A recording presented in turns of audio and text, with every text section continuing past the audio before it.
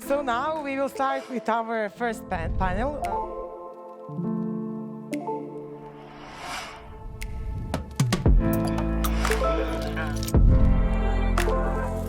I would like to welcome you to first panel of Adria Summit, and I have a great pleasure today to be in this great company of excellent women and men that will share their expertise and their views in next 45 minutes. It will be very fast and very exciting. Their expertise and their views about the e-commerce market, digital market in the future, and we will have a little throwback in 2 years that were very turbulent and that really left some scars on us, but also enforced us a lot. So first I would like to welcome my guests and to tell you who are we speaking with today. So first I would like to welcome Andrea Iervolino. He is co-founder and CEO of Iervolino, Lady Bacardi Entertainment and Iervolino Studios, Hollywood producer and a big star, so we're really very happy to have him today with us. Second is our dear friend Ljiljana Ahmetović. She's CEO of Shoppster. Then my dear friend Zorana Milidrag, she is president of eCommerce Association Serbia and global e-commerce director in Sport Vision, heading over 12 markets in the region. Yeah, very big job. Then I would like to welcome Erich. Then I would like to welcome Nina. She's Dr. Nina Angelovska, president of Macedonian e-commerce association. She's doing a very great job in Macedonia. She's building and enforcing e-commerce market, and she's also a co-founder of Grouper. We will talk about that as well on our panel. And Erich Cossutta, dear friend, founder and president of Dragon Maritime Group.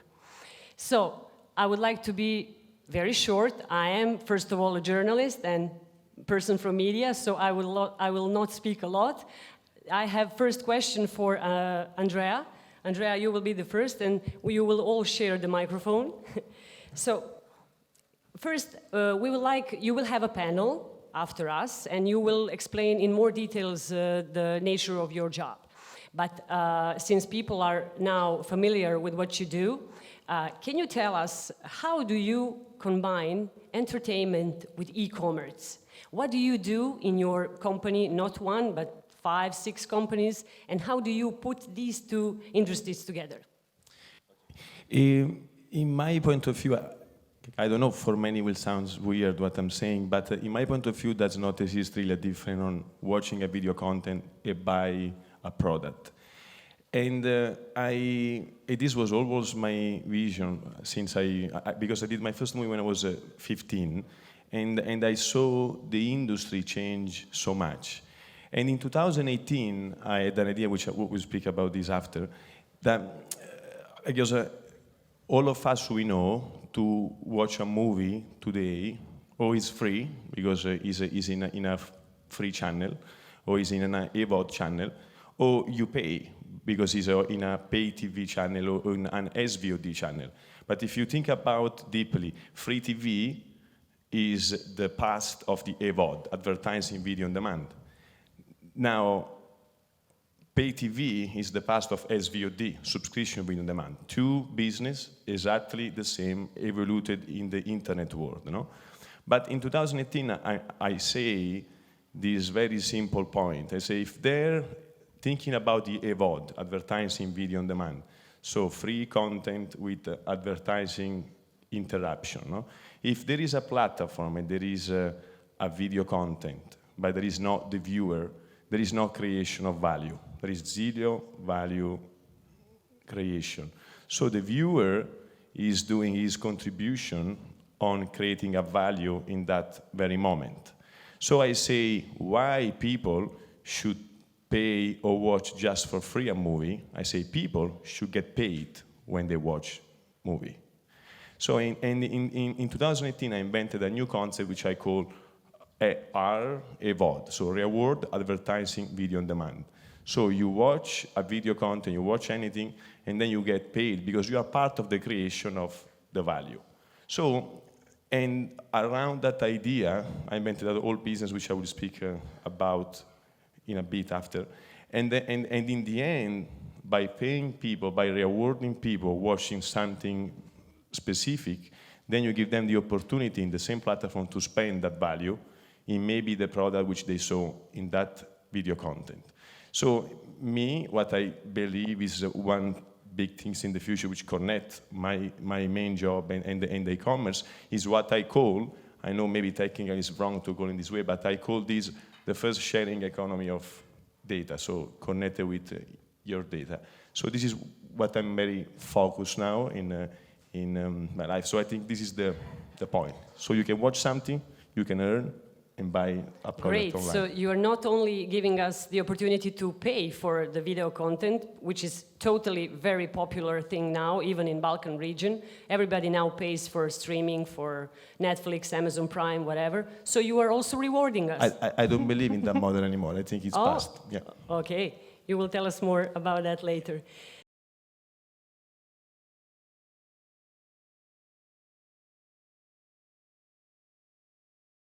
Ljiljana, can you share with us how did you survive and how did you manage, I mean, as a shopster, how did you manage to go through these turbulent 2 years when you started in very unpleasant times with the job, but you created something very good.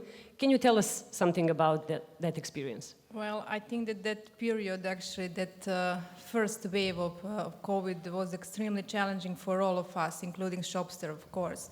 Because on a daily basis we faced different troubles, difficulties, some unknown situations actually. And at that period actually we were preparing Shoppster. Actually we were finalizing our MVP and preparing our launch campaign that was planned actually for the Q4 2020. And of course it was challenging.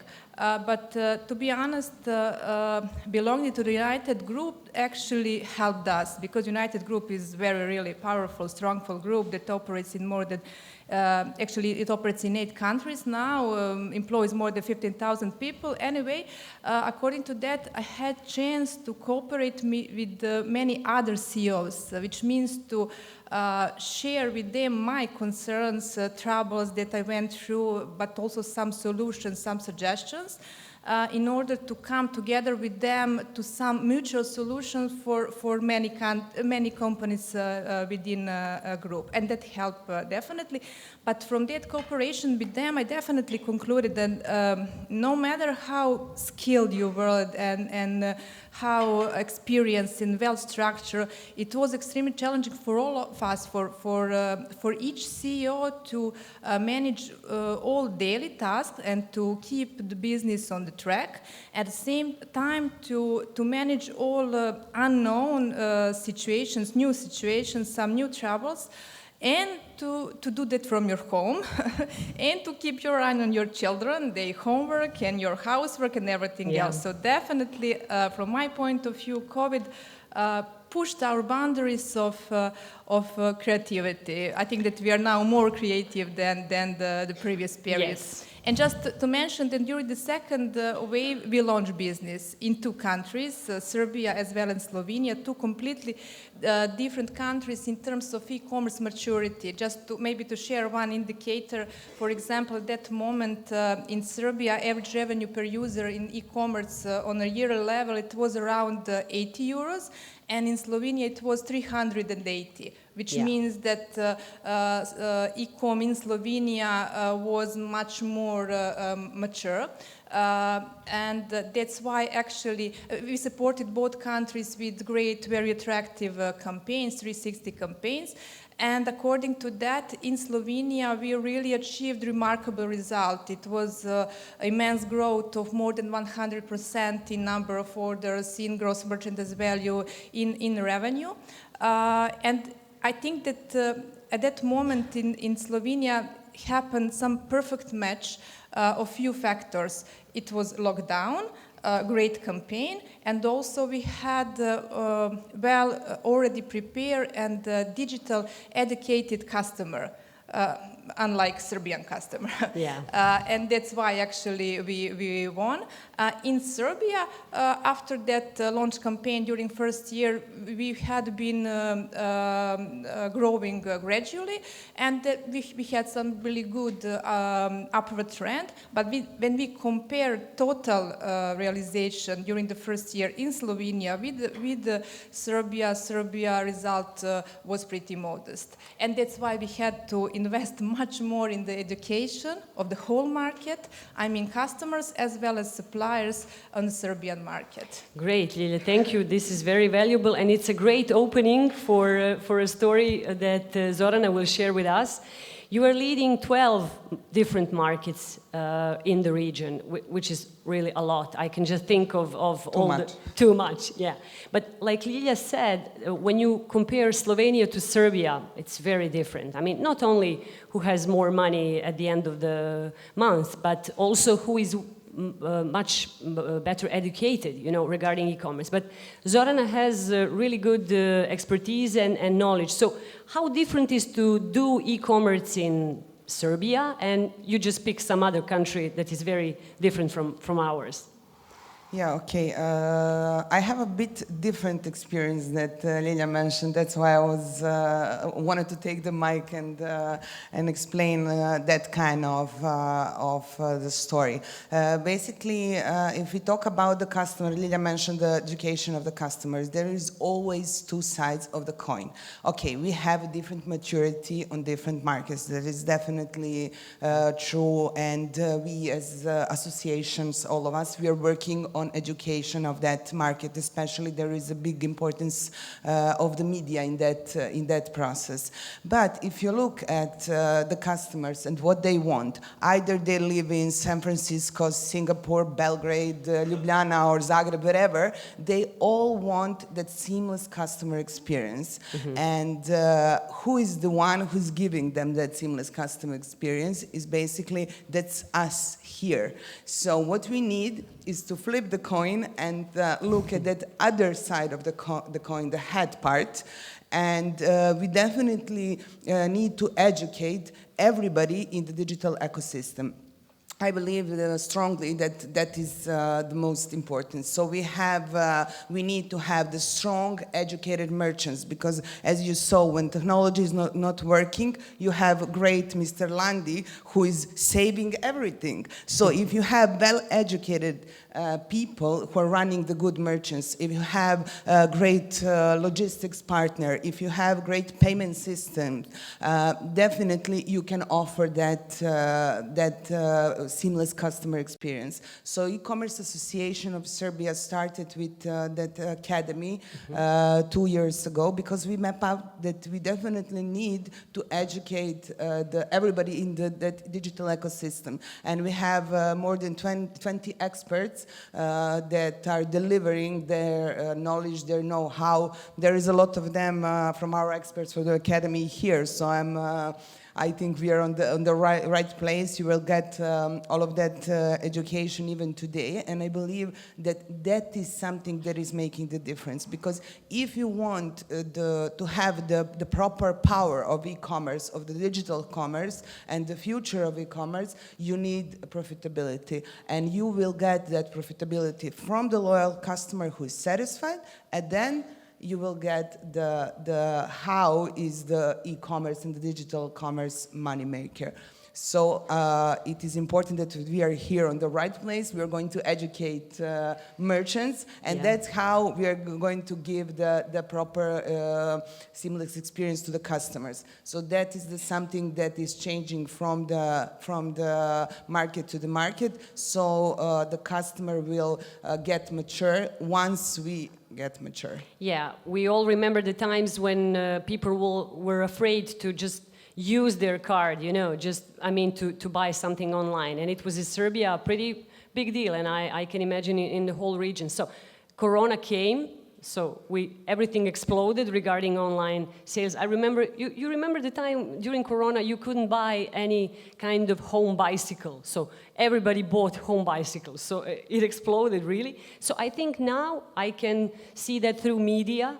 We see that now we don't have those kind of articles, you should go online and buy something. No, now we explain through media the new possibilities. So I agree totally with you, you should educate and never stop. Yeah, we're working all together. We have people here from MasterCard working together all the time on educating. But trust me, both sides, the merchants and the people. And once you offer them fast, secure payment, either it is the card or any other, you need to offer everything, of course. They will, and if you have goods delivered on time, they will trust you and they will continue paying. Great, thank you, Zorana. Nina, this is also a good opening for your part of story. You are really a pioneer in North Macedonia. You are doing an amazing job in educating the market since e-commerce market in North Macedonia is not so big, but you will tell us now the whole story. And also, could you share with us some key points of the study that you were part of regarding West Balkans? Yeah, you're, I guess, referring to the SEFTA party. So yes. there were zipped question 5 in 1, maybe, the journalist style, but I will try to tackle each of them. And I will start with saying that I couldn't agree more with everything has been said. Apart bicycles, also baking bread machines were baking bread machines were running out during COVID times. I think that COVID definitely accelerated e-commerce. There's no doubt. We all know that. But I would like to take a bit of a more higher level view in terms of country-wise and compare a bit the region. Okay. We are following usually the Western Balkans, so now we are at the Adria Summit, so we took a look a bit at the Adriatic countries as well, adding Slovenia and Croatia to the whole package.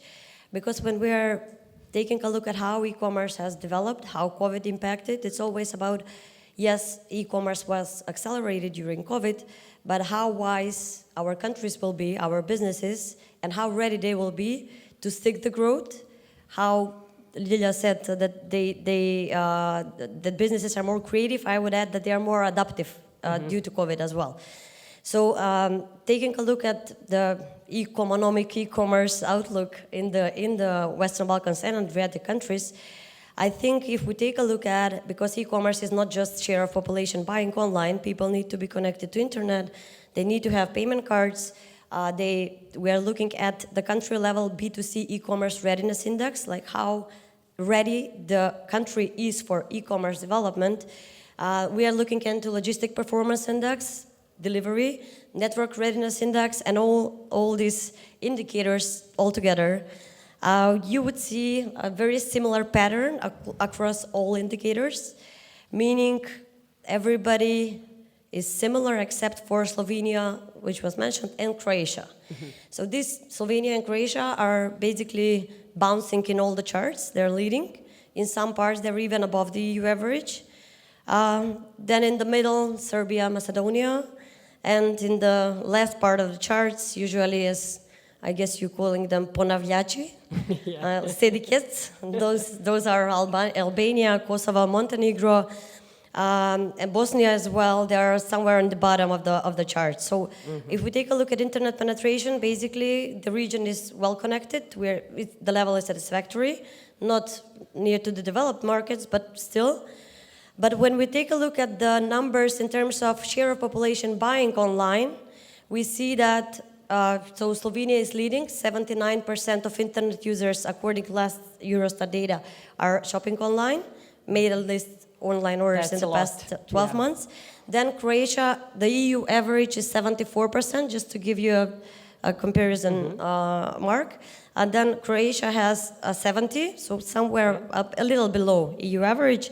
Serbia 53, North Macedonia and Kosovo 46, 47, and then on the bottom of the charts with below 30% Bosnia, Montenegro, and Albania. So basically, if people are not shopping online, what do they do online? So here are a few fun facts. Yeah. The region is leading in video calls and telecalls and all this fiber and all these apps. Last year, North Macedonia was leading in social media usage. You know, we're social nations. Okay. We have an opinion on everything. We know everything. We like comment. Now we are happy to give that throne, the first place, to Albania. So this year, Albania is leading in social media. 87% of internet users are using social media. So basically, when we take a look at some more relevant indicators, e-banking, not so well, except for these two that I have mentioned. But to take a more enthusiastic approach and to come back to my business experience, because I like to say, it's always good to hear from somebody who has walked the walk. So I launched Grouper 12 years ago, when these numbers were much, much, much worse. So there was like 2% of internet users shopping online. Payment cards in circulation, very different comparing to now. People used the cards only to get cash from the ATMs. That has been changed now over the years, thanks to MasterCard, who is also our supporter, and we are educating and changing things. But I would like to piggyback on what Zorana said. We believed the numbers were not saying that it's the right time to start a business, that it's the right time to launch an e-commerce company or to sell online. But there has to be somebody who is crazy enough to think that it's going to change the market. And we were enthusiasts, and we believed that we will give people discounts, we will give good offers, we will educate the market in order to create the market. Basically, there was no market. Yeah. So this is what we did, and we did it with lots of passion, with lots of hard work, commitment, discipline.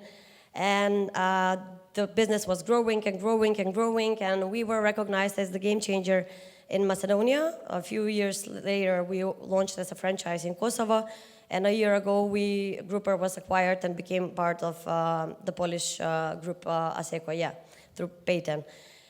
So that has been a hell of a ride for us and for the Macedonian e-commerce, and we are now from the position of the association trying to impact on a bigger level. So just a few facts regarding the study that you asked to finish with that one. So we did a study that was a project from the S.p.A Secretariat together with the Serbian Association. I was basically leading the study as a project lead or author, and it was an interesting study. We were looking into, the free trade agreement, and in addition, the EU digital single market. The point is to enable free movement of goods, services, capital across in Europe, for Europe, but in the S.p.A countries. So for somebody that is not familiar with S.p.A, it's basically Western Balkans plus Moldova. Yeah. We don't know also how we became there, but yeah. So basically, we analyzed the cross-border e-commerce and the geo-blocking practices. Are these 160 e-shops selling to other markets? If they are not, why? What are the reasons? So, and we did 50 interviews with e-commerce owners, managers, to ask them what are the reasons. So just 3 numbers, I would say the 3 key facts. First one, 73% of local e-commerce shops or e-shops are not selling to other markets. That's a devastating number, so they're all focused on the local markets. And then if we take a look at goods, because we had goods and services, 90% of e-shops selling goods are not selling cross-border. So basically they have geo-blocking restrictions, restricting the delivery address and during the shopping process.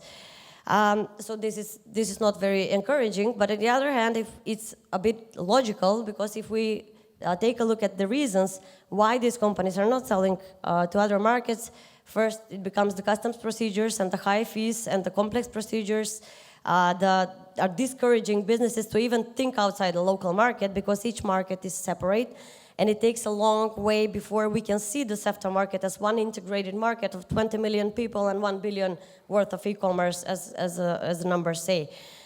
So logistics, in addition to customs, logistics, not only costs, but also there is lack of partnership among courier services that they communicate and they can ship to other markets.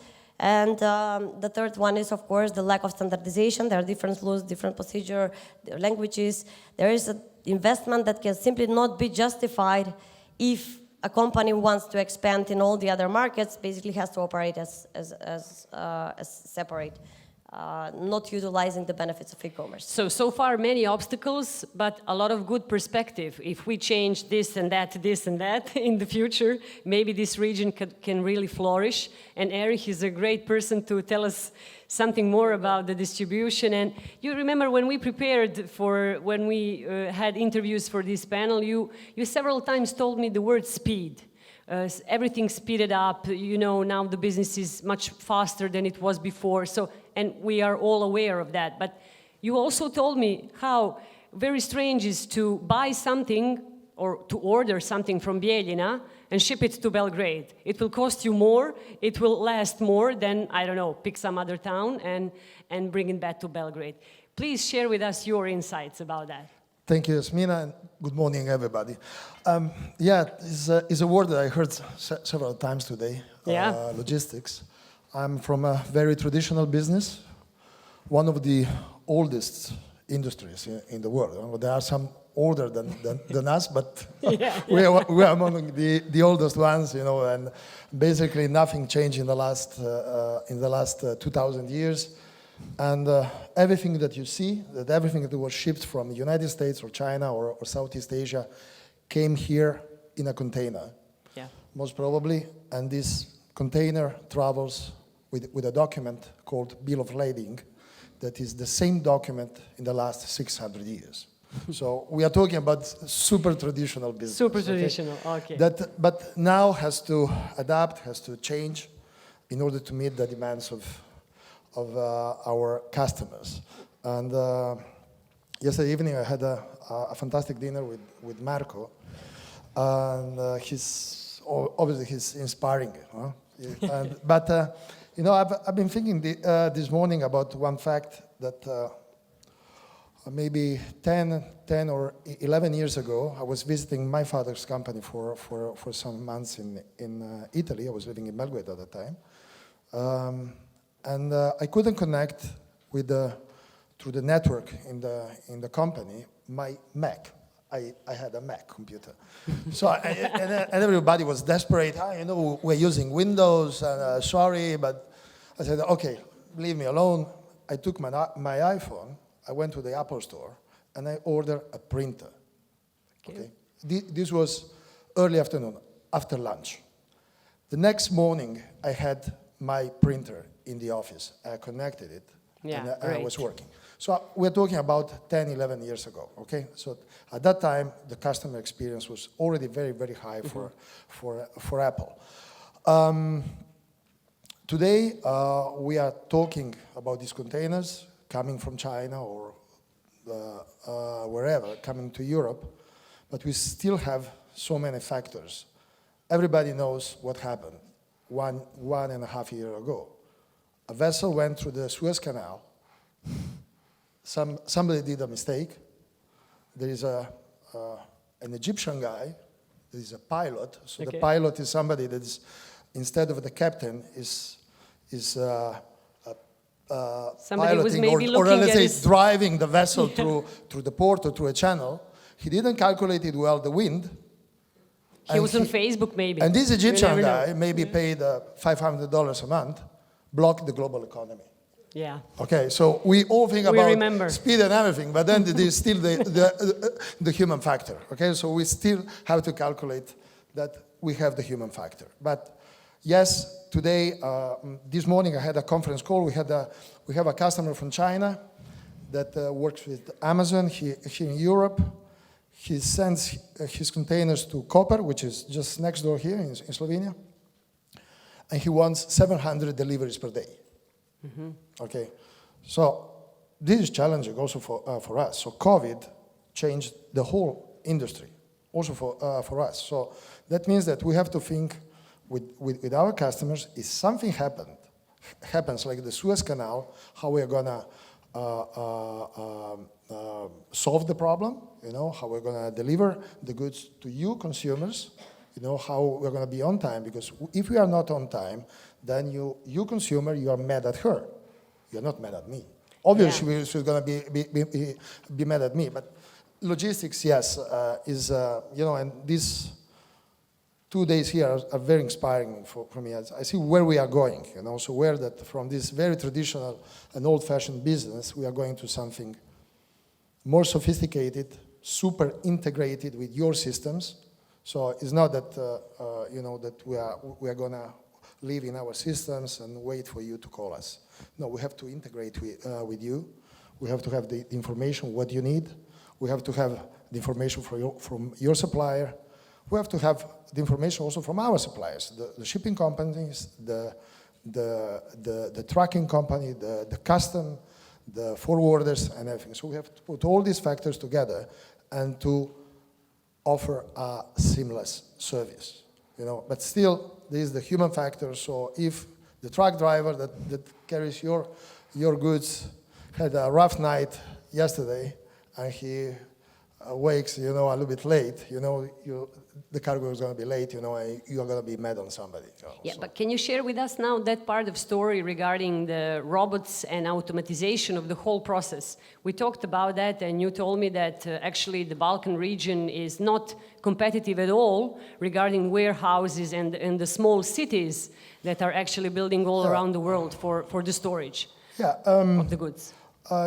You know, you go to Italy, go to Germany, you see incredibly big warehouses. You know, warehouses 150,000 square meters, completely with full automatization, very few people inside.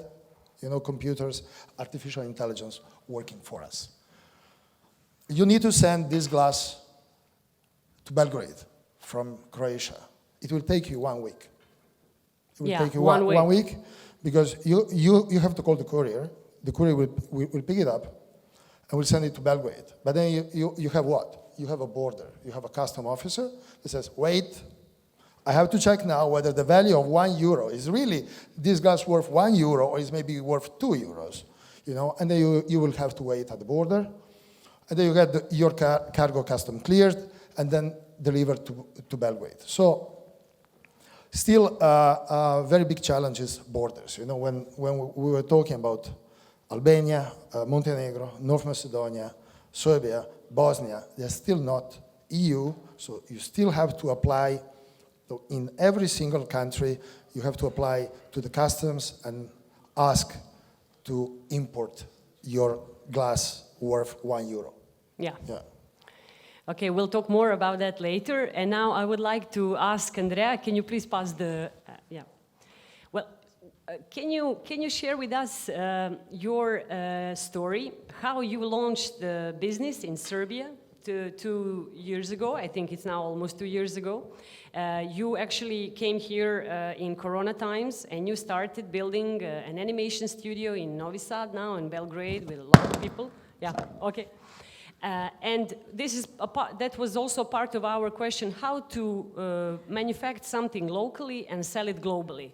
Please share with us that part of the story. You know, in the case of entertainment, it's easier because we don't have the challenge which Enrico just described. No, where, yeah, you don't have to ship anything. Nobody stop you on the Zorana and say, oh, what is the word?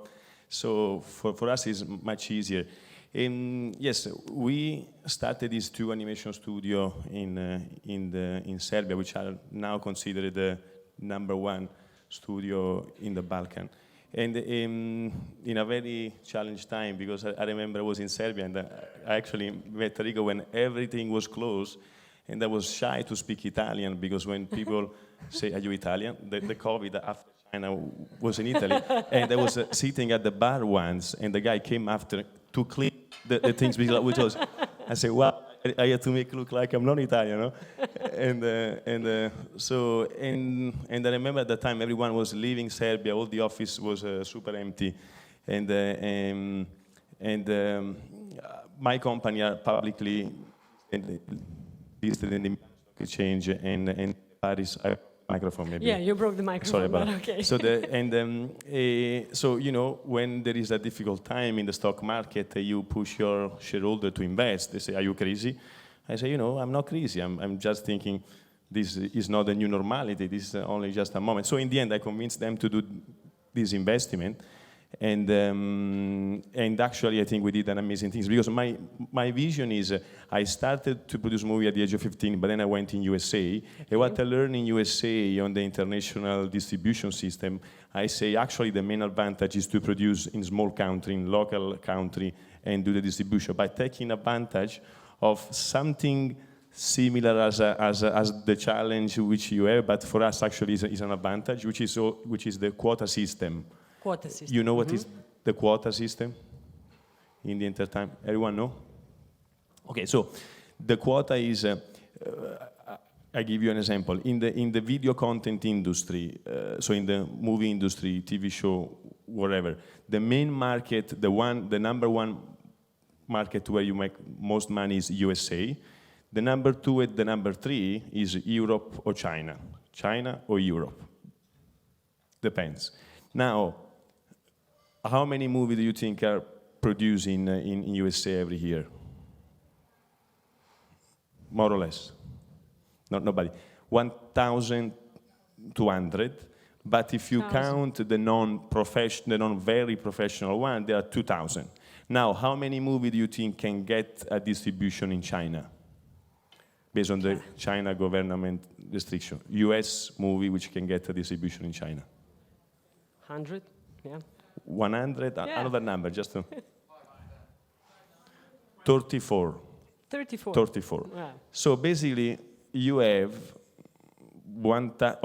each 1,000 movie, you have basically, so on the whole production in USA, you have only 34 of them, which they can have access to the second or number 3 largest market in the world where they can make some money with that investment. So think how huge is this challenge, no? And then these 34 slots are talked basically from Disney, Universal, Sony. So in the end, independent production company like my company, we are super active. I have 500 movies in my library, 100 blockbuster, but we are actually non-Disney. So we are considered independent, no? So we don't have access. So what we do, we skip. So by producing the same international video content in another country, improvisely you access the quota of China from that country.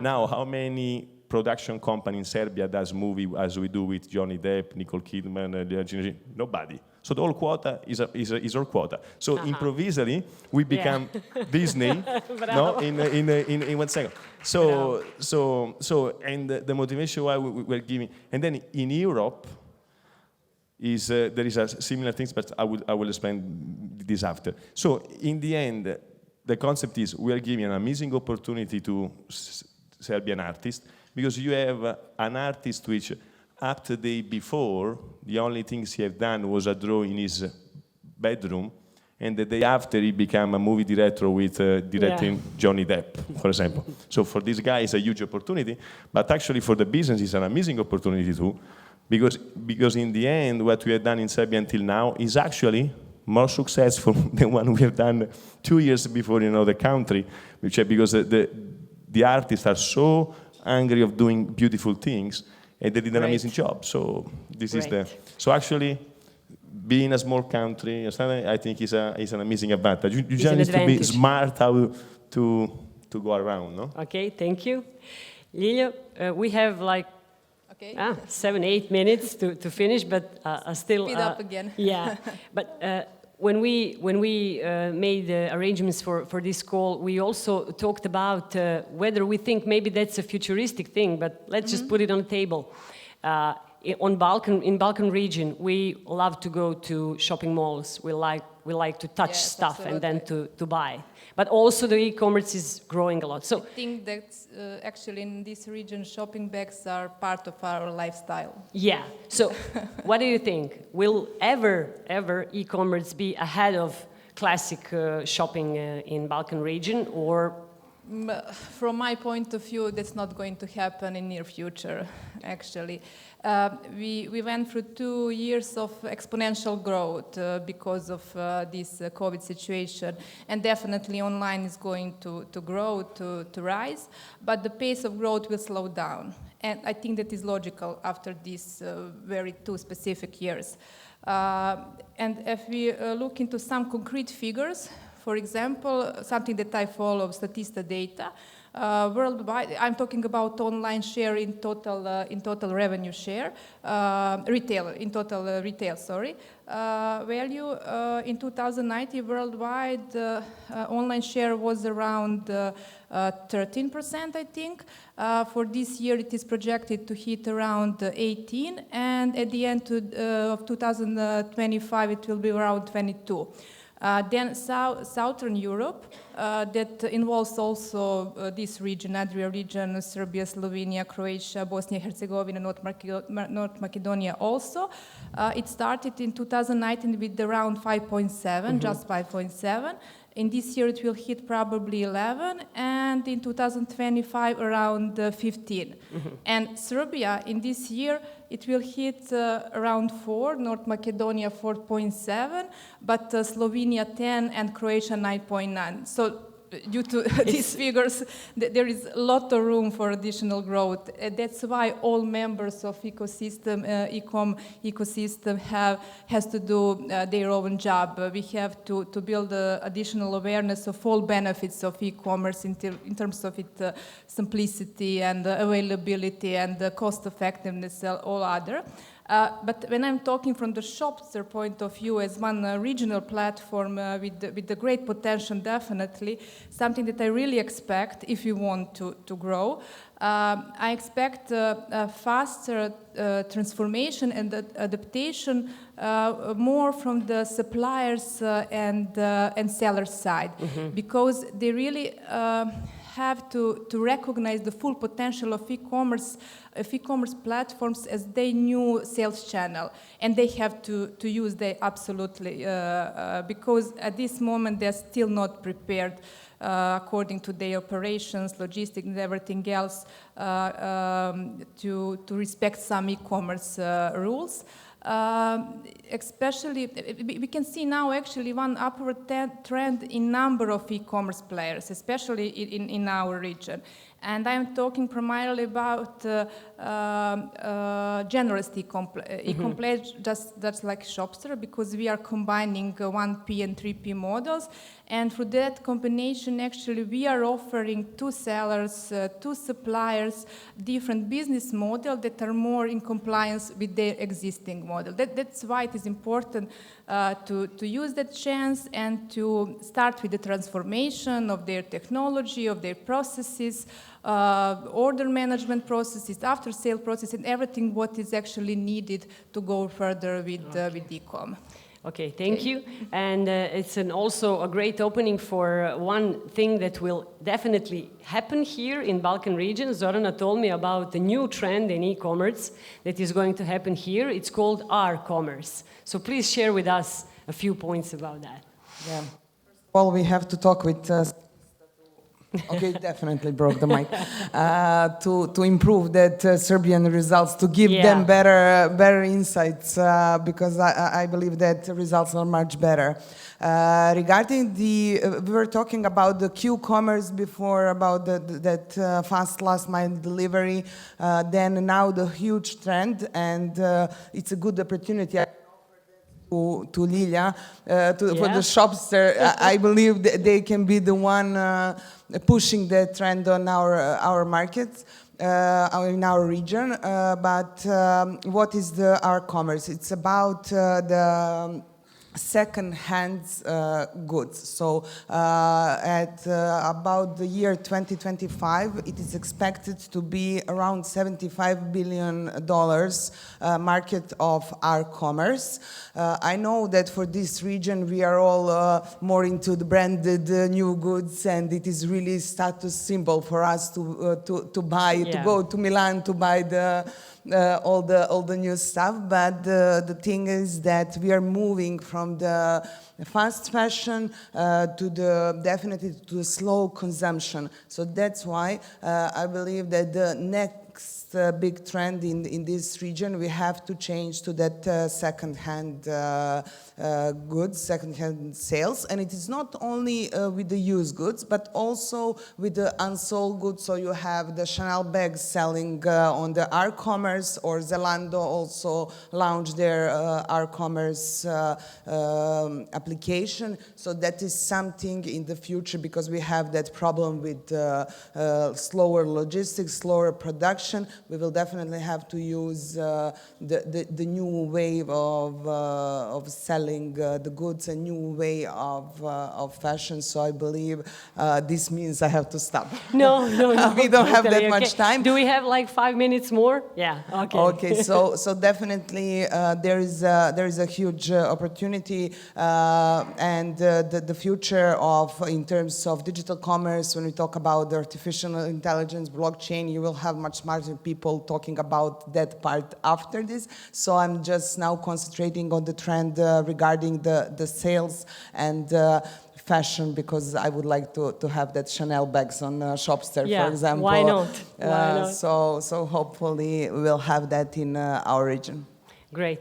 Thank you, Zorana, a lot. Nina, can you tell us and share with us a little bit more? We still have like 5 minutes for both of you about the e-commerce association Macedonia. We didn't say a lot of things about that. Just briefly, give us some overview.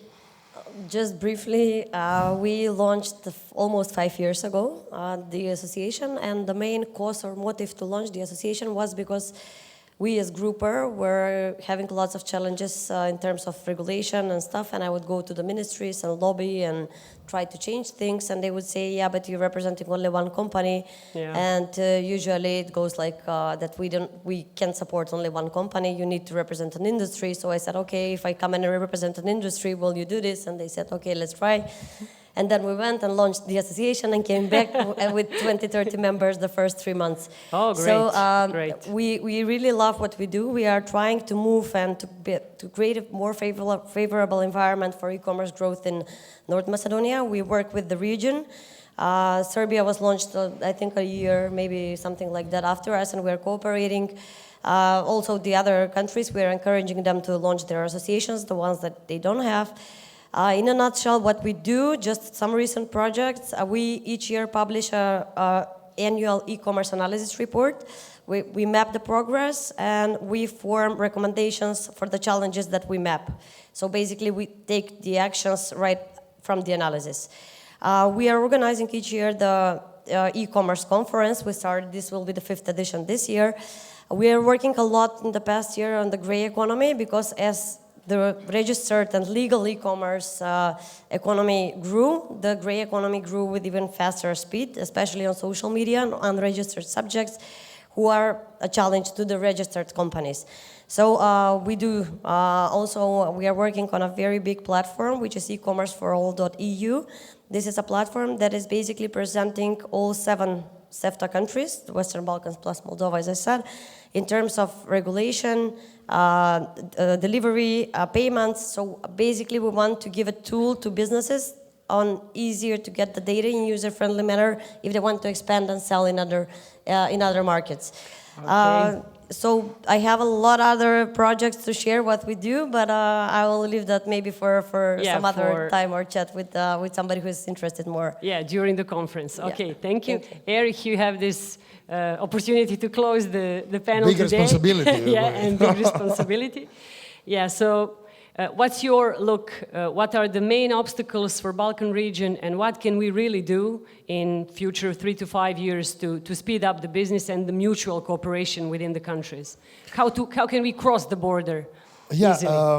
Yeah. As I said before, the biggest challenge here is borders. So when you need 6 days for this glass to reach Belgrade, so that is a big issue. And obviously this is all regulated by EU, so until you are not a full member of EU, you cannot get rid of that border. But maybe within the countries that are not EU and have a similar environment, maybe we can do something. So we can cross those borders with some custom speed up process, as they started with this mini Schengen initiative between Serbia, North Macedonia, and Albania. So I hope that very soon also Bosnia and Montenegro will join the same system. This is the only thing that we can do immediately. So it's something that our governments, they can do it immediately. So it's something that can take 1 month to get improved. Obviously, the process of joining EU is very long. You know, somebody is closer, like Montenegro and Serbia. Somebody is far away. But these non-border operations, as Andrea said, are very, very, very important. You know, these trade unions, as Serbia has with many countries like Turkey, are absolutely important for the business. You know, for us to speed up the processes of the logistics, but also to improve the sales. Yeah. Okay, that's a good point for the end of the discussion. Thank you very much for sharing great stories and for good discussion. Thank you for listening to us. Have a nice time. Thank you all for this amazing panel.